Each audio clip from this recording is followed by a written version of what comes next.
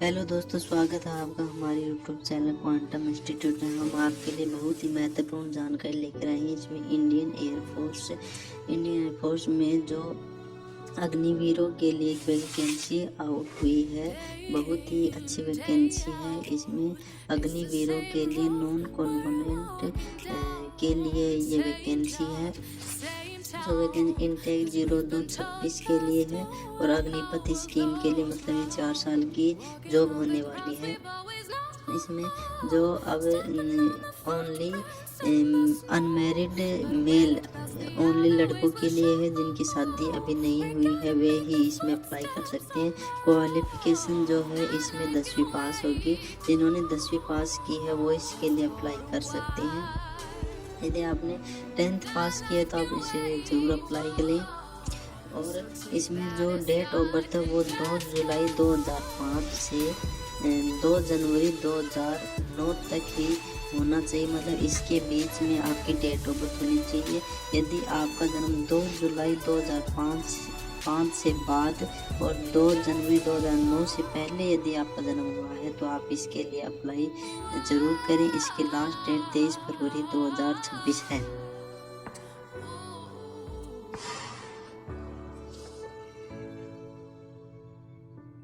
इसमें आप जो 10वीं पास जो अविवाहित पुरुष हैं वो इसमें अप्लाई करें। जो अग्निवीर नॉन कॉम्पोनेंट के लिए वो वैकेंसी है।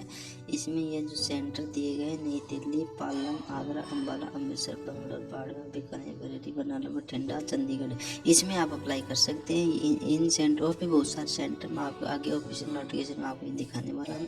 ये 17.5 से 21 होने चाहिए। 23 फरवरी लास्ट डेट है। ये ऑफिशियल नोटिफिकेशन है, इसको आप कंप्लीट कर लीजिएगा। ये ऑफिशियल नोटिफिकेशन का लिंक मैं कमेंट बॉक्स में पिन कर दूँ, वहाँ से आप डाउनलोड करके पूरा पढ़ लीजिएगा और ठीक से पढ़िएगा।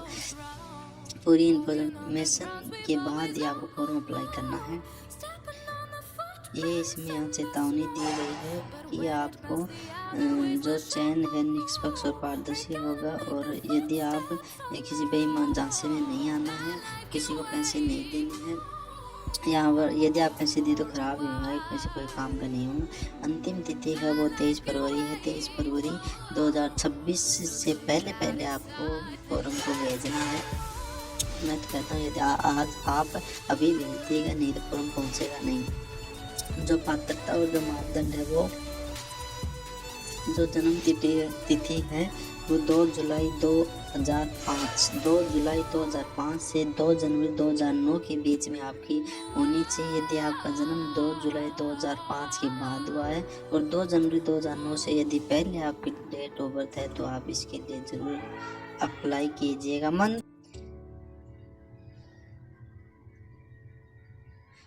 ये 2 जुलाई 2005 से पहले इसके बाद का आपका जन्म होना चाहिए।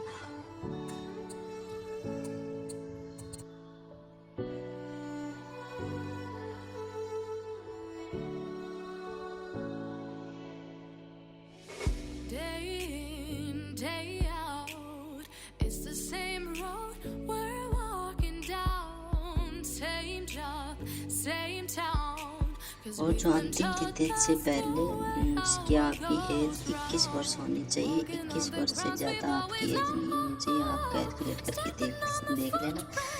और वैवाहिक की स्थिति ये बहुत ही इम्पोर्टेंट टॉपिक है। यहाँ पर पॉइंट है कि आप केवल अविवाहित पुरुष इसके लिए अप्लाई कर सकते हैं। यदि आपकी शादी हो गई तो आप इसके लिए अप्लाई नहीं कर सकते। और इसमें ये भी दिया गया है कि आप 4 साल की अवधि के दौरान आप विवाह नहीं करेंगे। इसके लिए आपको वहाँ पर एक एफिडेविट देना होता है।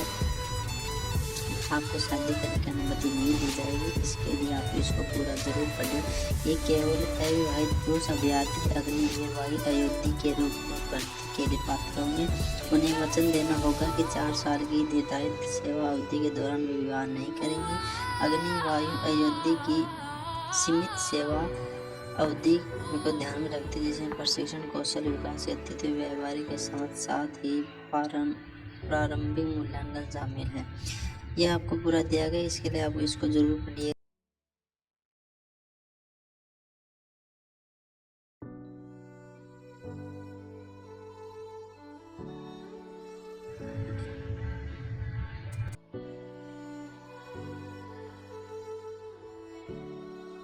और जो आपकी शैक्षिक योग्यता है वो टेंथ पास है। यदि हम 10वीं पास किया तो आप इसके लिए फॉर्म अप्लाई करने के लिए एलिजिबल हैं।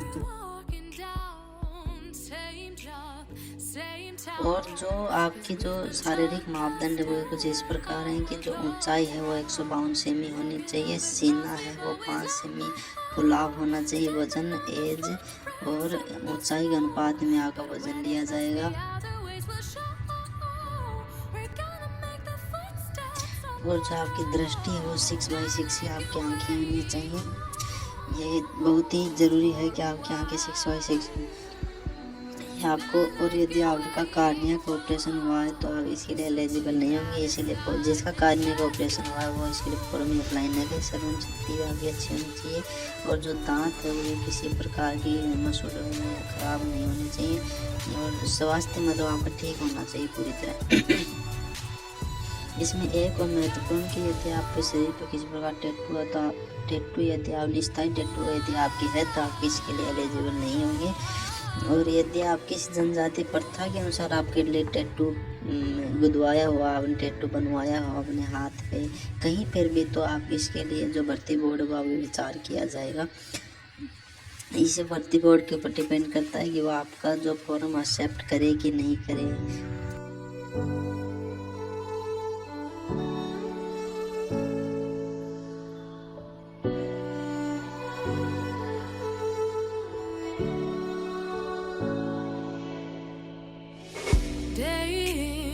Day out, it's the same road we're walking down, same job, same town, 'cause we've been told that's the way our world goes round, walking on the ground. जो सिख समुदाय के बच्चे हैं, जो सिख धर्म के बच्चे हैं वो अपने बाल बढ़ा सकते हैं, दाढ़ी और मूछ बढ़ा सकते हैं, इसकी अनुभूति होगी। और किसी भी धर्म के जो अभ्यर्थी हैं उनको दाढ़ी मूछ रखने अनुमति इस भर्ती में नहीं दी जाएगी।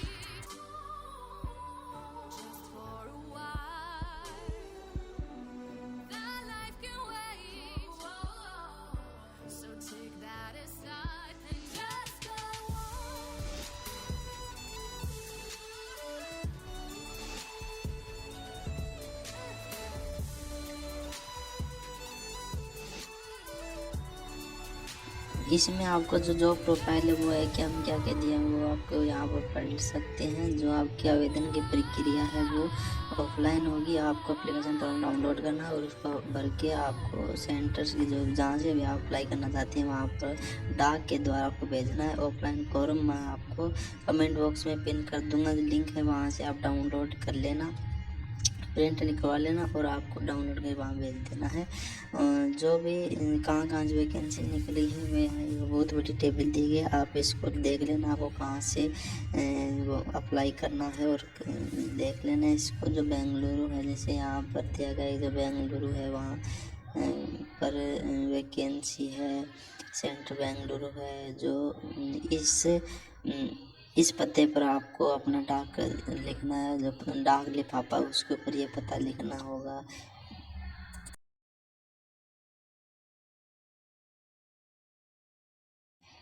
और इस वैकेंसी पर आपको अप्लाई करना हॉस्पिटल हाउस कीपिंग यहाँ पर न्यू दिल्ली से बहुत सारी हैं, जैसे गांधीनगर, पुणे से भी आप यहाँ देख लेना। ये बहुत बड़ी लिस्ट आपको ध्यान से पढ़ना है, जो आपके नज़दीक है वहीं से आप अप्लाई करना। ये आपको देख लेना, बहुत पेज है इसमें।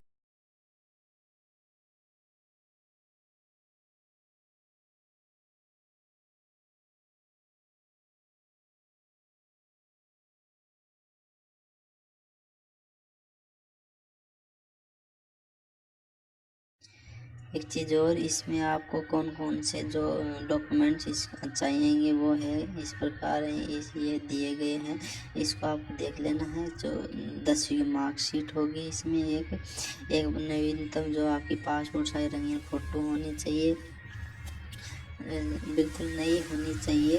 और जो यदि आपकी एज 18 से कम है तो माता पिता का सहमति पत्र अनिवार्य होगा। यदि 18 से अधिक है तो आप अपना स्वयं का सहमति पत्र हस्ताक्षर करके आपको देना होगा।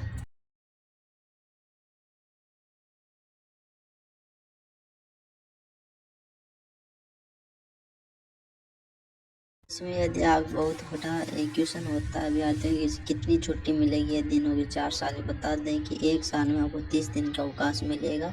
यदि आप किसी प्रकार बीमारी हो तो डॉक्टर की सलाह पर आपको वहाँ पर जो मेडिकल की छुट्टियाँ होती है वो दी जा सकती है। वेतन और भत्ते आपको कितने मिलेगा तो 30,000 प्रति माह आपको जो मिलेगी सैलरी मिलेगी।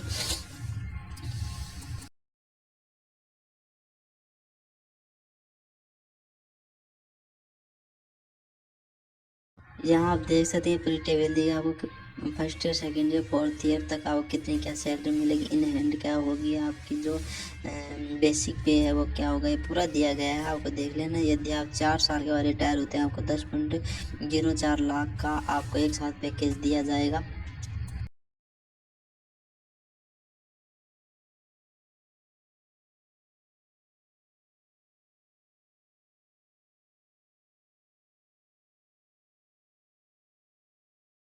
आपकी जो एग्ज़ाम है वो उसी सेंटर पर होगी जहाँ से आपने अप्लाई किया गया, इसलिए आप नज़दीकी सेंटर से अप्लाई करना ताकि आपको आने जाने में कोई दिक्कत ना हो एग्ज़ाम के दौरान। बहुत दूर आप पढ़ते हैं तो आपको समस्या हो सकती है।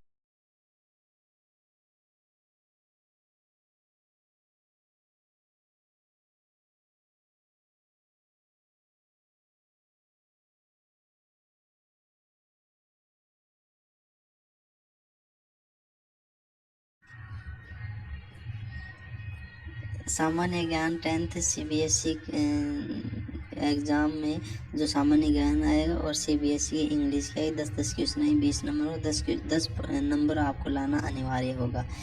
और यहाँ पर दिया गया आवेदन पत्र में यदि आप किसी पर गलत जानकारी नहीं देनी है और सही बननी है, इसके बाद आपको किसी भी प्रकार के परिवर्तन की अनुमति नहीं दी जाएगी। यदि आप सही से भरिएगा, नहीं तो आपके जो अभ्यर्थी जो भी गलत डाटा उसमें फिल करेगा उसको डिबार कर दिया जाएगा। आप प्लीज़ चैनल को सब्सक्राइब करें। यदि आपको इस प्रकार की इन्फॉर्मेशन मिलती रहेगी चैनल पर लाइक करें, सब्सक्राइब करें, हमें सपोर्ट करें। यदि आपको किसी प्रकार के हमने वीडियो में सही से वीडियो बना सके, इसलिए आपका अपना ओपिनियन जो है वो ज़रूर कमेंट करें। धन्यवाद दोस्तों, वीडियो पूरा देखने के लिए सब्सक्राइब ज़रूर करें। आपसे निवेदन है कि आप चैनल को सब्सक्राइब ज़रूर करें, ज़रूर सब्सक्राइब करें दोस्तों। बहुत मेहनत होती है एक वीडियो बनाने में, इसलिए सब्सक्राइब ज़रूर करें।